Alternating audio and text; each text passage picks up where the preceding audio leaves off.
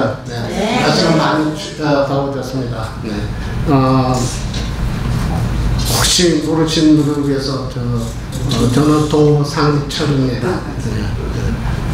글렌번, 그러니까 메릴랜드 볼티모어 글렌번이 애널랜드 카운티에서 내가 40년 프랙티스하고 그리고 벌써 한 9년이 됐네요. 은퇴하고. 이제는 되고 하죠. 네. 오늘은 제가 조금 이때까지는 그 의학적인 거를 여러분들하고 여러 번 상의를 했는데 오늘은 제가 좀 제 전공은 아니지만 그래도 요새 많이 우리가 얘기되고 있는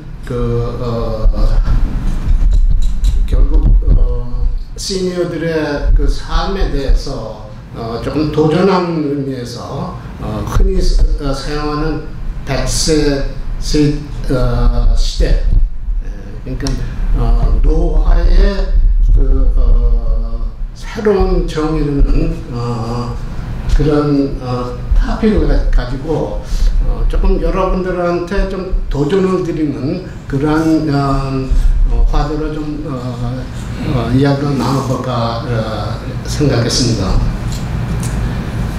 우리가 나이는 숫자에 숫자다 하는 얘기를 흔히 들었고 또 100세 세대 그러면 몇 살부터 노인인가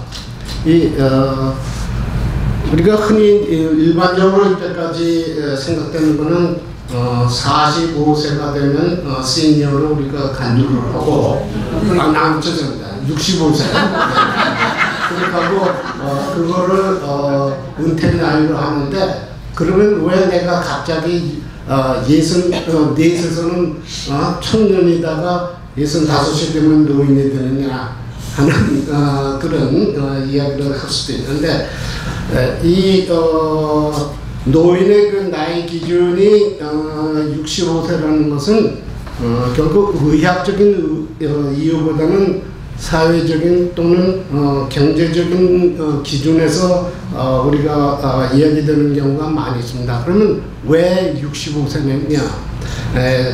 이것이 사실 처음에 된 것이 그 독일의 전인 프로이센 공화국의 재상이었던 비스마르크라는 그 아마 여러분들 이름 많이 들어서 유명한 재상인데 1889년도에 처음으로 국가연금 보험제도라는 것을 만들어 가지고 70세 이상이 된 분들한테 이 연금을 갖다 지불하기 시작했습니다. 그것이 이제 1916년도에 이르러서 65세로 나눠져서 그 후에 이제 많은 나라들이 65세를 시니어의 나이 기준으로 했습니다.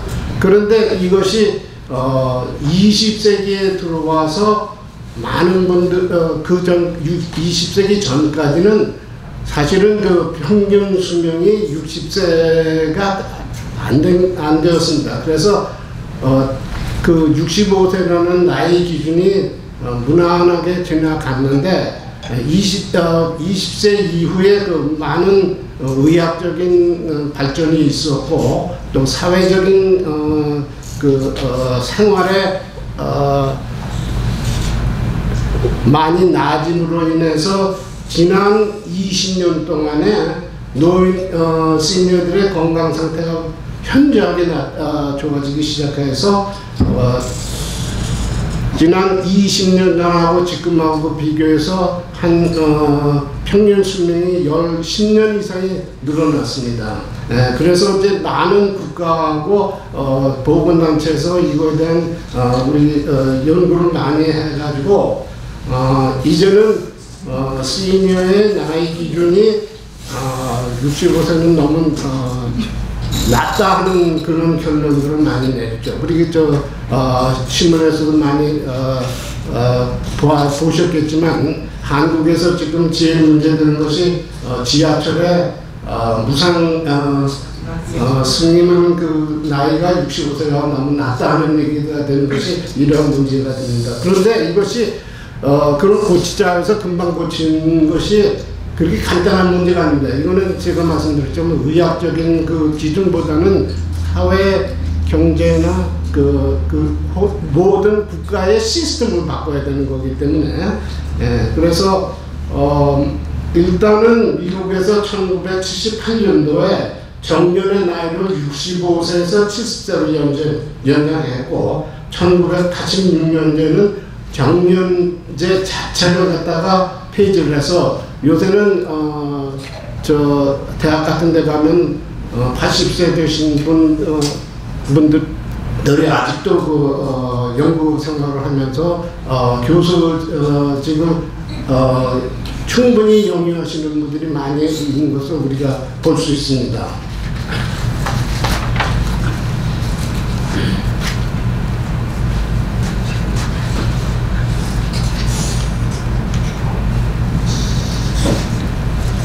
(2015년도에) UN 기구인 WHO에서 새롭게 우리 연령 구분을 했는데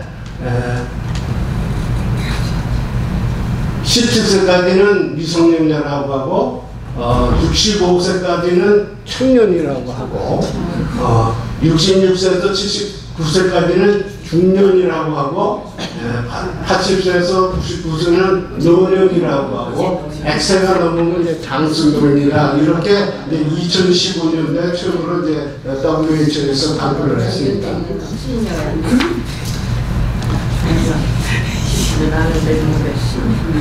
우리가 나이를 갖다가 이제는 분리를 할 때 이제 네 가지 그 속성을 놓는데 첫 번째가 이제 물리적인 나이. 이 물리적인 나이라는 것이 결국 우리가 흔히 말하는 찍 나이.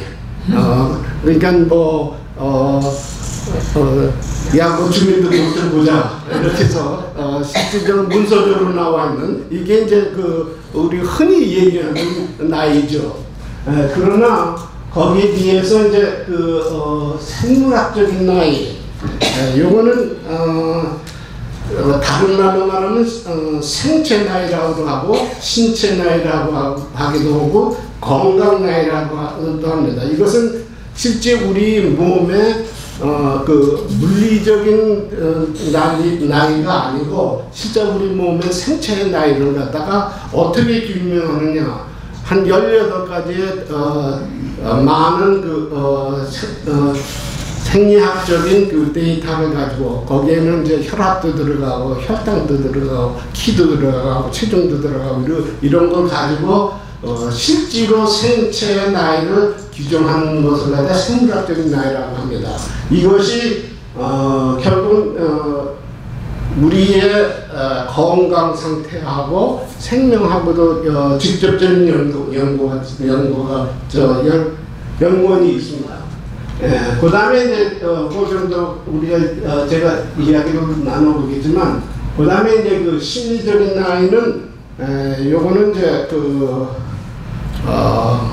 우리 마음가짐에 따라서 달리 표현될 수가 있는 것이 이제 심리적인 나이인데 이거는 우리 예를 들면 참 어떤 사람은 굉장히 액티브한 삶을 가지고 또 꿈을 가지고 희망을 가지고 이렇게 사는 사람하고 항상 그저 집에서 아무것도 안 하고 있는 사람들하고는 질적으로 많은 차이가 있는 것을 우리가 알 수가 있습니다. 그 다음에 이제 마지막으로 우리가 사회적인 나이라는 것은 흔히 이제 숙성하다는 얘기를 하죠. 예를 들어서 나이는 어리지만 어려서부터 좀 스마트해가지고 사회적인 경험이 많거나 그러면 참 그 사람은 그 나이에 비해서 참 굉장히 숙성하다는 이야기를 하는 것이 이제 사회적인 나이라고 우리가 정의를 합니다. 흔히 이제 나이는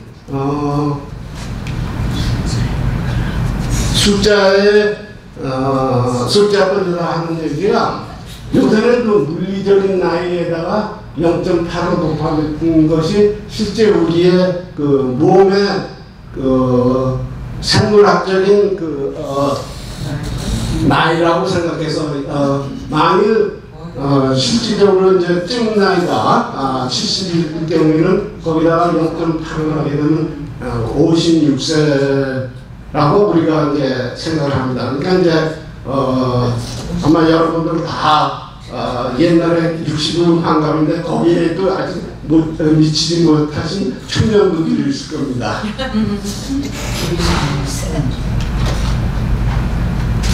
크리스 미라블이라는 37살 먹은 영국의 청년이 2021년에 신체 검사를 했는데 이 신체 검사를 제가 말한 그 여러 가지 키, 무게, 그 다음에 혈당 뭐 이런 18가지를 다 했는데 이 사람이 물리적으로는 37인데 생물학적으로 23세라는 것이 판명이 됐습니다. 그래서 이 사람은 몸은 삶은 37년을 살았지만 몸은 23살인 사람하고 똑같다. 그런데 이것이 이 사람이 어렸을 때 뇌암이 있어가지고 굉장히 몸이 약해가지고 활동도 안 하고 그러다가 나중에 내가 이래서는 안 되겠다 해가지고 이 사람이 세 가지의 자기 삶을 바꿨습니다. 하나는 수면을 보통 10시나 11시에 자서 8시간을 자되 그냥 눈 감고 있는 것이 아니라 완전 숙면을 할 수 있는 그 수면의 생활을 하고 그 다음에 이제 운동을 갖다 굉장히 열심히 했습니다. 굉장히 운동에 대한 것도 이제 제가 말씀을 드리겠습니다. 그 다음에 이제 자기의 식단을 바꿨습니다. 근데 이 사람이 주로 한 것이 가공 음식을 피해가고 굉장히 자연식을 갖다가 주로 해서 이런 2021년에 검사상 21세는 23세라는 그 생물학적 나이를 판명받고 이 사람이 도전을 받고 이러한 것에 대한 연구를 하고 또 그런 것을 갖다 상업화해서 소위 회사도 차리고 이런 경험이 있습니다.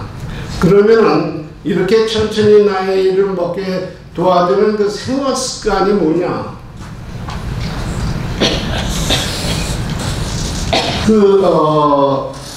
생활 습관 여러 가지는 아메리칸 하트 어소시에이션에서 라이프 이센셜 8이라는 걸 카테고리를 해가지고 이런 것을 이야기를 했습니다. 첫 번째는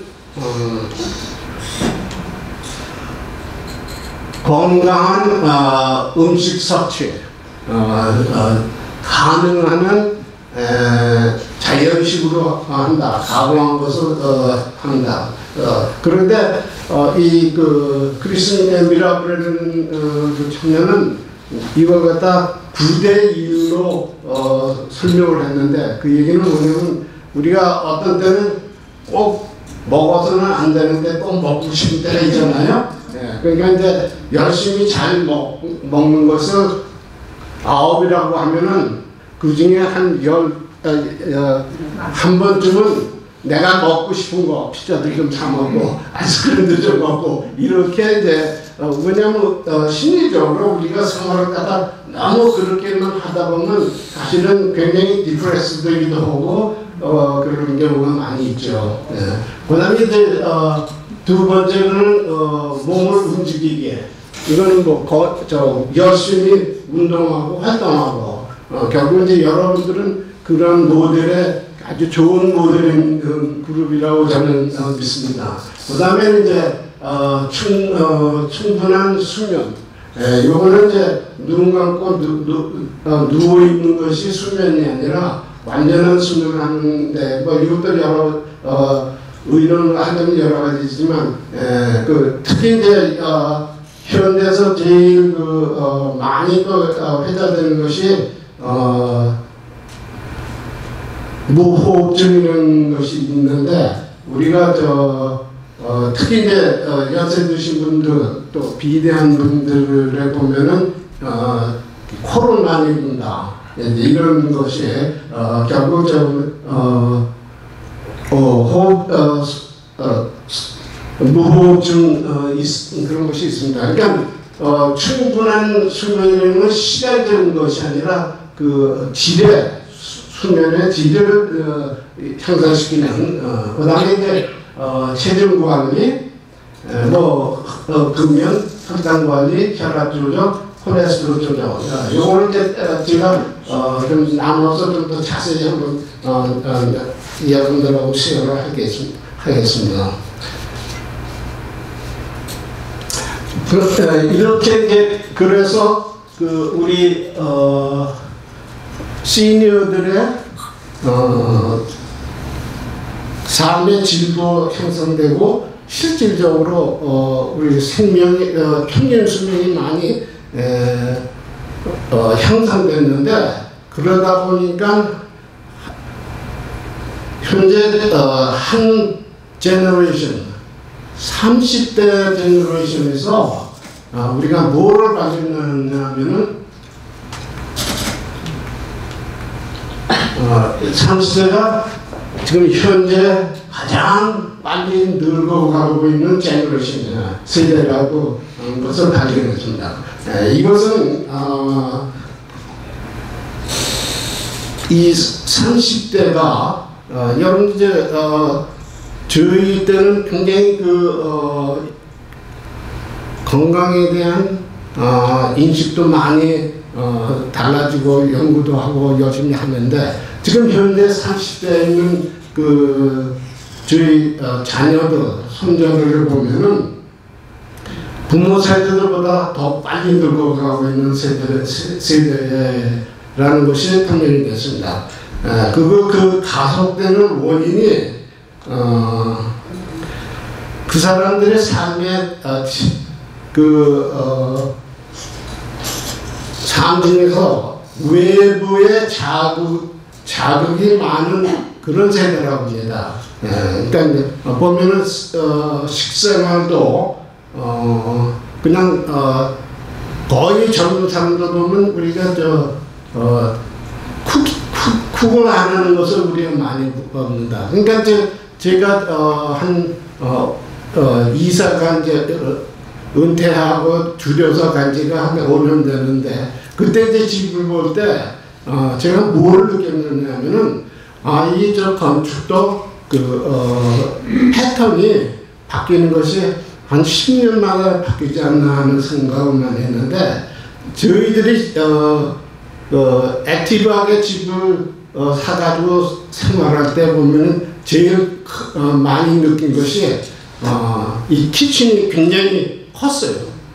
집에서 그 키친 부엌에 차지하는 면적도 넓고 굉장히 크고 그 다음에 많은 쿠킹 것도 이제 장난하고 그러는데 제가 그 다음에 이제 마스터 베드룸이 굉장히 컸죠. 그 다음에 이제 그 다음에 둘째, 셋째 방은 굉장히 좁았는데 제가 한 5, 6년 전에 집을 보러 다닐 때 느낀 것이 제가 들어가서 본 집의 키친이 어느 집으로 마련하고 굉장히 깨끗하게 반짝반짝반짝해요. 그리고 이것을 이 사람들이 사용하지 않는다는 것을 금방 알 수 있을 정도로 굉장히 크면서도 제일 중요한 자리를 차지하면서도 거의 쓸모가 없게 되는 걸 제가 보고 그 다음에 이제 마스터 베드룸이 큰데 제가 집을 새로 지은 것을 다니면서 본 것이 키친이 전부 작아져요. 굉장히 작아지고 그 다음에 마스터 베드룸이 큰 집이 없더라고요. 예, 그러니까 이게 결국 이제 사람들의 라이프 스타일이 변해가면서 건축도 거기에 맞게끔 변화되어 가지 않는가 하는 것을 느끼는데, 그래서 제가 말씀드리면 지금 30대는 거의 가공식들을 많이 먹고 그저 급하다 보니까 그냥 어디 가서 식당 가서 오다를 가지고 캐리아웃 하고 하는 그런 패턴들이 많고, 그 다음에 이 사람들은 부부가 식당에 가서도 마주 앉아가지고 이 카톡으로 대화를 하지 식당에 가서 부부가 이야기를 하는 걸 못 봅니다.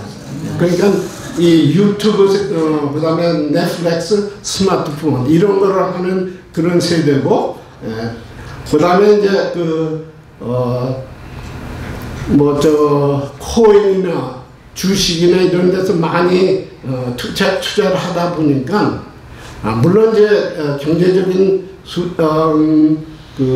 쪽으로는 많이 안정된 사람들이 있지만, 그러나 그런 것들에 대해서 오는 스트레스, 그것이 삶에 굉장히 많고, 그 다음에 이제 사회가 24시간 계속 돌아가다 보니까 이 정기적인 아침에 출근했다 저녁에 퇴근하고 하는, 그 다음에 이제 오후에는 쉬고 하는 이런 패턴이 없이 그 사람들의 직업도 24시간 연장이 되는, 그러니까 이 모든 생활의 패턴에 제일 중요한 것이 외부 자극에서 오는 스트레스가 많기 때문에 지금 30대 제너레이션이 굉장히 문제가 많다는 것이 이제 우리가 알게 되었습니다.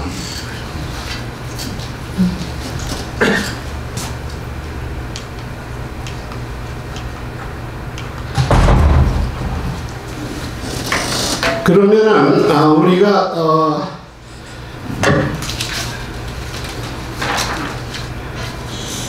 지금 우리가 처해 있는 우리 시니어 제너레이션에서 노화의 방지를 하는 어떻게 하면은 어떻게 해서 이와 같이 average lifespan이 늘어났고 실제적으로 숫자적으로 생물학적인 나이가 낮아졌냐는 것은 노화 방지의 요법이 뭐가 필요했으며 우리가 아이디어한 그것이 뭔가를 갖다 한번 여러분들하고 시험하고 싶은데, 여기는 이제 식이요법이 많이 달라졌고, 또 운동, 영양소 공급, 이제 호르몬 대치요법, 이런 이제 4가지를 가지고 한번 생각을 해보려고 합니다. 노화 방지 식이요법으로는 신선한 음식, 유기농 음식, 식물성 음식, 복합당뇨, 혼유조삭제, 지방질, 이거는 여러분들이 다 아시는 거예요. 많이 들어왔고 아시는데, 사실 이제 힘든 것은 그걸 따라하는 것이 힘들죠. 그렇기 때문에 더 이상 여기 대해서 자세한 거는 제가 말씀드리지 않고, 한 가지 이제 달라진 거에 대한 것을 이제 제가 멘션하고 지나가려고 합니다. 우리가 지방이 체중이 과체중에 대한 문제가 있고 지방이 없고 당이 없고 하다 보니까 모든 것을 자꾸 이제 리스트릭션 제한하다 보니까 연세 드신 분들한테서는 오히려 이제 체중이 너무 지나치게 주는 경우가 많이 있어요. 그래서 연세 드시면은 우리가 다이어트를 조금 옛날에는 굉장히 그거에 대한 제한을 많이 했는데 이제는 자꾸 권해드립니다. 권해드리는데 그 중에서 특별히 이제 시니어들한테 부족한 것이 이게 단백질의 이제 섭취가 굉장히 줄어드는 경우가 많이 있어요. 그러면은 단백질하고 지방하고 이제 우리가 흔히 이제 육식 얘기를 하면은 많은 분들이 우리가 생각하는 거는 이제 기름기를 얘기를 하는데 육식 중에서 살코기는 단백입니다.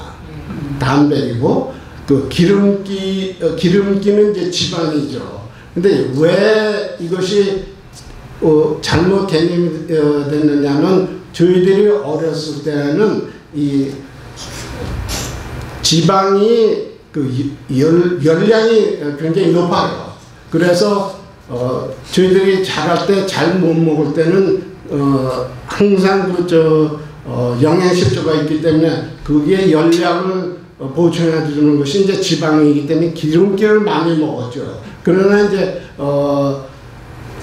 사회가 발전하고 음식 문화가 발전하고 풍부해지고 하다 보니까 자꾸 지방이 많이 먹고 그걸 갖다 소화시키지 않고 운동하지 않기 때문에 그것 때문에 오는 이제 혈당이 올라가고 고지혈증이 되는 것이 인데 우리가 시니어 에이지에 오게 되면은 살코기 예를 들면 이제 닭 같은 경우에는 그 안에 있는 고기는 단백이고 겉에 있는 껍데기는 이거 지방입니다. 그러니까 이제 돼지고기도 그렇고 육식도 그렇고 그런데 왜 그러면 닭은 많은 경우에 의사들이 이제 닭으로 이제 레커멘드하는 경우가 많은데 왜 그러냐면은 이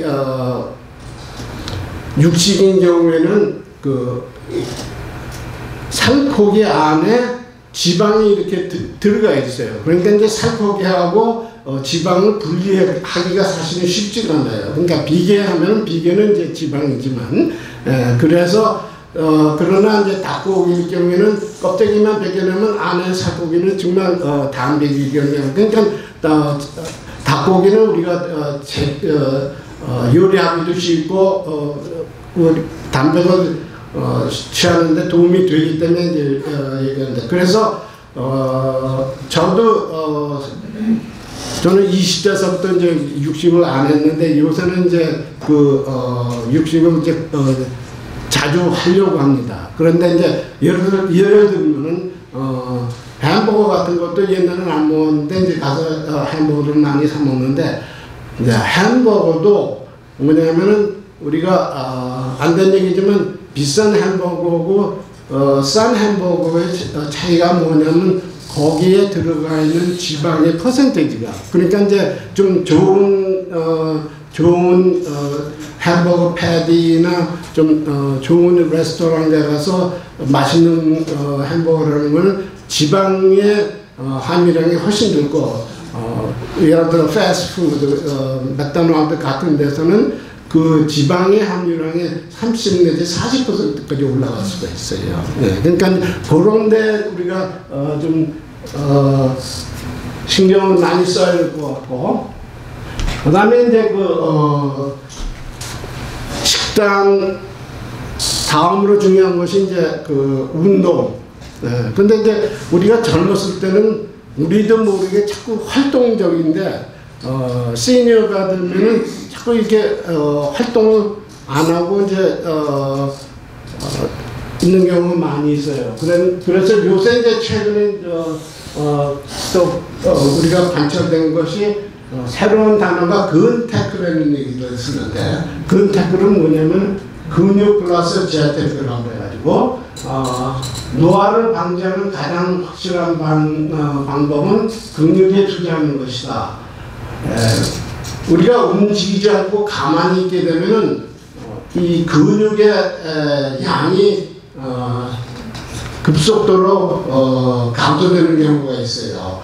그래서 보면은 근 감소증 환자의 경우 사망률이 3배 내지 4배 증가하고 근육의 감소율이 우리가 움직이지 않고 가만히 병 치료라고 그러죠. 병 때문에 이제 움직이지 않고 그럴 때는 10일 동안에 30%의 근육이 줄어듭니다. 예, 그러니까 우리가 보면 연세 드신 분들 이렇게 보면은 제일 먼저 노티스하는 게 이 다리 근육이 그러니까 뭐 결국 이제 근육이 말라버린다 그러죠. 그런데 이것이 굉장히 급속도로 오고 요거를 회복하는 것이 쉽지가 않아요. 네. 그래서 평소에 어떤 운동을 하는 게 좋으냐?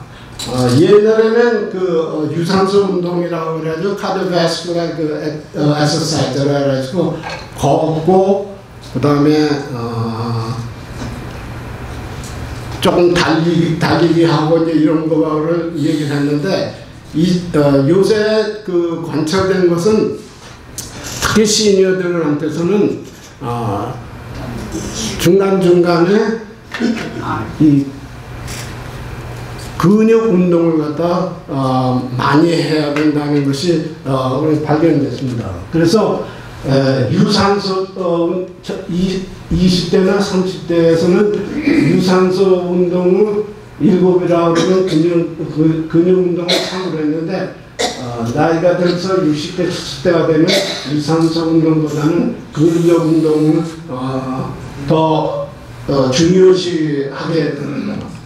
그러니까 이 제일 좋은 제가 보기에는 이제 제일 좋은 것이 이 아령을 하는 것이 굉장히 도움이 되는 것 같아요. 저 같은 경우는 이제 아령을 매일 하는데 그러니까 이것이 정말로 근육을 갖다 발전시킬 수 있는 거고 그다음에 이제 얼마 전까지만 해도 그냥 걷는 것만 강조를 했는데 이제는 시니어가 되면은 약 먹는 것도 그 심장 박동을 갖다 줄이는 약들이 많아요. 그러니까 뭐 심장 혈압약이라든지 심장약이라든지 이런 것을 먹게 되면 맥박수가 떨어지죠. 그러니까 뭐 60대 이하로 떨어지는 경우도 있고 그래서 내가 걷더라도 중간중간에 조금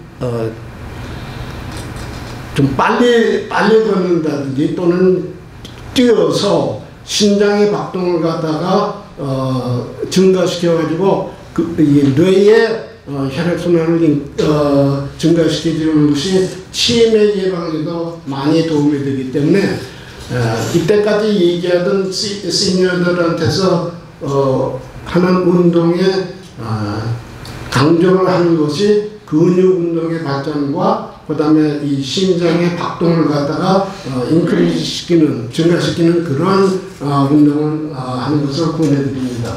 그 다음에 이제 스트레치 해가지고, 우리가, 인대라든지 그 머슬이나 리그먼트의 조인트 이런 거를 갖다가 중점적으로 운동하는 것이 중요하다고 생각됩니다.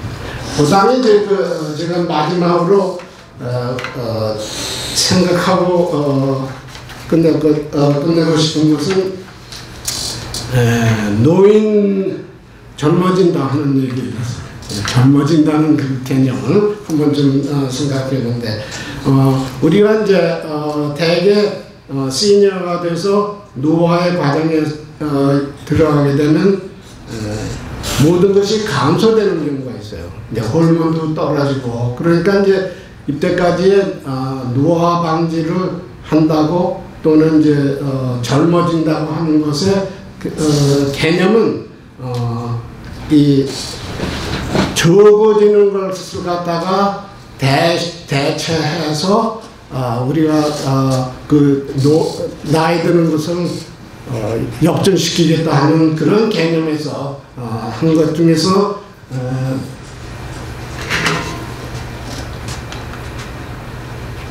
여성 호르몬의 제일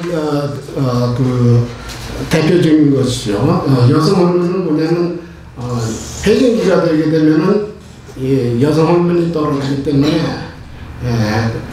그런 골다공증도 오고 그렇기 때문에 한동안 이제 그 여성 호르몬을 갖다 먹어서 그걸 갖다가 여성 호르몬을 먹게 되면은 그 골다공증도 개선이 되고 또 일반적으로 백인계에서 올 수 있는 그런 여러 가지 심리적인 변화, 뭐 우울증이라든지 이런 것도 예방하는 것을 하고 또 심장병도 예방할 수 있다고 생각이 돼서 이제 호르몬 테라피를 많이 했었죠. 그런데 그걸 하다 보니까 무엇이든지 장점이 있으면 그다음에 이제 단점이 발견되길 말합니다. 특별히 이제 우리가 약이라든지 이런 걸 할 때 보면 초창기에는 이러한 그 장점들이 금방 발견이 되는데 요거를 이제 오래 쓰다 보면 거기서 오는 장기적인 사용을 해서 오는 부작용입니다. 예를 들면 여성 호르몬 경우에는 이 암에 비만암에 대한 문제들이 많이 대두돼서 결국은 지금은 거의 그 여성 호르몬 대체요법은 레코멘드 하지 않고 극히 일부에 있는 분들한테 이제 그거를 우리 같은 모니터하면서 이제 쓰는 경우가 있습니다. 그다음에 이제 요 똑같은 개념에서 이제 남성 호르몬을 쓰는 경우도 있는데 여자들은 갱년기가 있는 경우는 남성들도 이제 갱년기가 있죠. 심리적인 변화, 그다음에 이제 우울증이 온다든지, 자꾸 소외감을 느낀다든지, 이러한 그래서 이제 그 남성 호르몬을 씀으로 인해서 피로감이 회복이 된다든지, 인지 능력이 향상된다든지, 그렇지 않으면은 그 우리가 지적인 기능이 향상되고 이런 것을 관찰할 수가 있는데 이것을 오랫동안 쓰다 보니까 전립선 비대증이라든지 그다음에 전립선 암의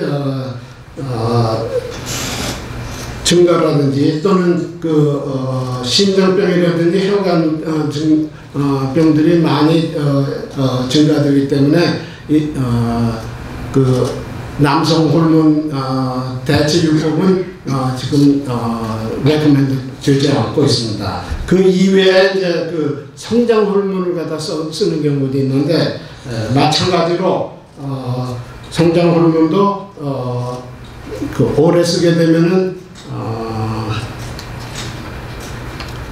이러한 암 예방이라든지 당뇨 발생률이라든지 혈당 조절이 힘들어진다든지 이러한 것이기 때문에 성장 호르몬도 지금은 레코멘드하지 않고요. 그다음에 이제 젊은 사람들한테 많이 뜨는 그 DHEA라고 스테로이드의 전구제도 이제 그 운동하는 사람들은 이제 그걸 먹어가지고 이 근육 발전을 하고 이러는데 그것도 장기적인 사용을 하다 보면 여러 가지 그 부작용들이 많고 그다음에 이제 뭐 그 태반 호르몬을 써서 젊어진다는 그런 얘기도 그래서 지금 현재 그 이러한 그 자연적으로 되는 노화의 현상을 인위적으로 약이나 이런 걸로 인해 해가지고 바꿔보려고 했던 그것들이 최근까지도 어떤 항노화 요법도 인간에게 있어서 임상적으로 확고한 효과와 안전성이 입증되는 건 없다는 것이 현재 연구 결과입니다. 그러니까 이렇게 인위적인 그 변화보다는 내 생활의 개선, 식단 개선, 그 다음에 수면 개선, 그 다음에 운동 이런 거를 통해서 하는 것이 제일 건강에 좋다는 결론을 내렸습니다. 네.